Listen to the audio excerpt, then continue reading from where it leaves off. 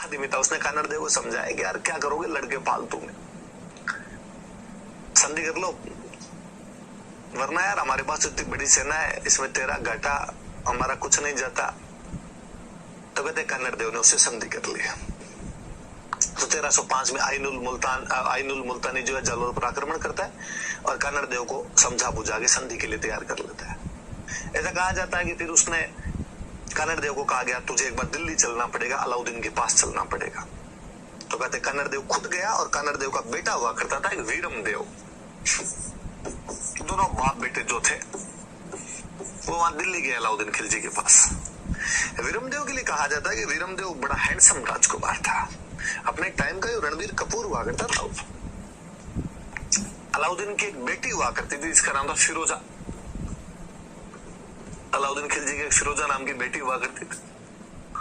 कहते हैं कि जब कन्नड़ देव अपने बेटे वीरमदेव के साथ वहां अलाउद्दीन खिलजी के पास दिल्ली पहुंचा तो वहां जल्दी उसके दरबार में अलाउद्दीन ने कहा ठीक है बैठो यहाँ पर देखते तुम्हारा व्यवहार वगैरह कैसा है, संधि तुम फॉलो करते हो नहीं करते हो। और जब कन्नड़ देव वहां पर अपने पुत्र के साथ में रह रहा था दिल्ली में, तो ये वीरमदेव की बड़ी चर्चाएं थी दिल्ली के अंदर। एक तो वीरमदेव बड़ा हाजिर जवाब व्यक्ति था। ऐसी कहानियां हैं कि एक बार अलाउद्दीन खिलजी ने वीरमदेव को देखकर कहा, वीरमदेव एकदम गोरा चिट्टा था और कहा जाता है कि वीरमदेव के ये बाल नहीं थे, ऐसे तो अपने हाथों पे यूं बाल होते हैं, शरीर पे जो बाल होते हैं बाल नहीं थे। तो पहले यूं बाल नहीं होना थोड़ा बड़ा अजीब सा माना जाता था। आजकल तो सारे सलमान खान टाइप के से यूं रहते हैं, बाल कटवा लेते हैं। तो अलाउद्दीन खिलजी ने वीरमदेव को देखकर कहा कि यार वीरमदेव जब भगवान बाल बांट रहा था तो कहाँ रह गया था रे? कहते वीरमदेव ने वापस रिप्लाई किया कि सुल्तान बात सही है तुम्हारी, जब भगवान बाल बांट रहा था तब मैं जो बाल वाली स्टॉल थी उस पर थोड़ा लेट पहुंचा, क्योंकि जहां पर बुद्धि बंट रही थी उस स्टॉल पे मैं दो बार चला गया था। अतः जब मैं थोड़ा लेट बाल वाले स्टॉल पे पहुंचा तब मुझे पता चला कि बाल वाले स्टॉल पर तुम 2 बार चले गए थे।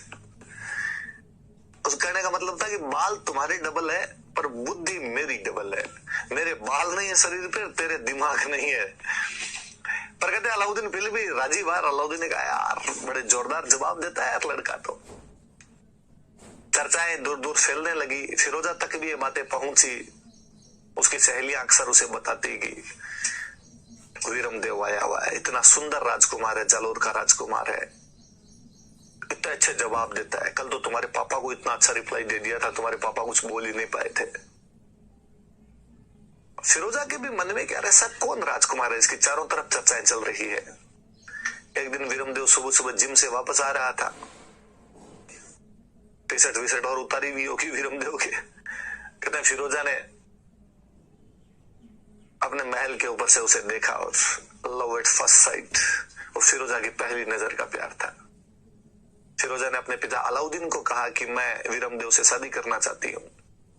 अलाउद्दीन ने मना किया, काफिर है, गैर मजहबी है, इनसे अपनी शादी कैसे कर सकते हैं। उसने कहा कि अब डैडी मोहब्बत ये सब कहाँ देखती है, और आप मेरी शादी जो है वीरमदेव से कीजिए। अलाउद्दीन अपने पुत्र के सामने हार मानता है। वो कानड़ देव और वीरमदेव के पास जाता है कि मेरी राजकुमारी फिरोजा तुम्हारे राजकुमार वीरमदेव से शादी करना चाहती है। कानड़ देव वीरमदेव वहां तो हाँ भर लेते हैं। उनको लगा कि यार यहाँ मना किया तब तो दिल्ली के अंदर अलाउद्दीन अपने को बाहर नहीं निकलने देगा।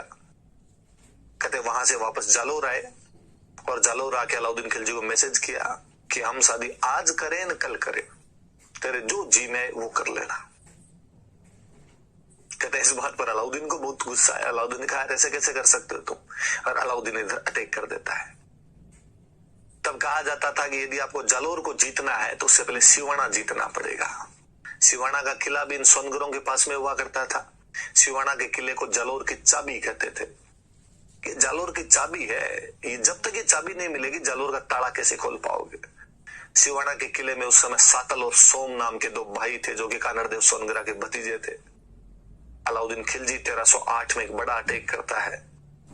सातल और सोम एक भाईल सैनिक के विश्वासघात के कारण साका करना पड़ता उन्हें। ये सिवाना का पहला साका था। अलाउद्दीन खिलजी कब्जा करता है, सिवाना का नाम बदलकर खेराबाद कर देता है। उसके बाद उसने आगे जालोर पर अटैक किया। 1311 में जालोर में भी साका किया गया। कन्नड़ देव और वीरम देव यहां पर लड़ते हुए मारे गए थे। अलाउद्दीन खिलजी जालोर पर भी कब्जा कर लेता है। उसने जालोर का नाम बदलकर जलालाबाद कर दिया था। कमालुद्दीन गुरगुस का एक मुख्य सेनापति हुआ करता था। बातें लिखो, बीच में थोड़ी बातें और है, मैं और बताऊंगा आपको साथ साथ।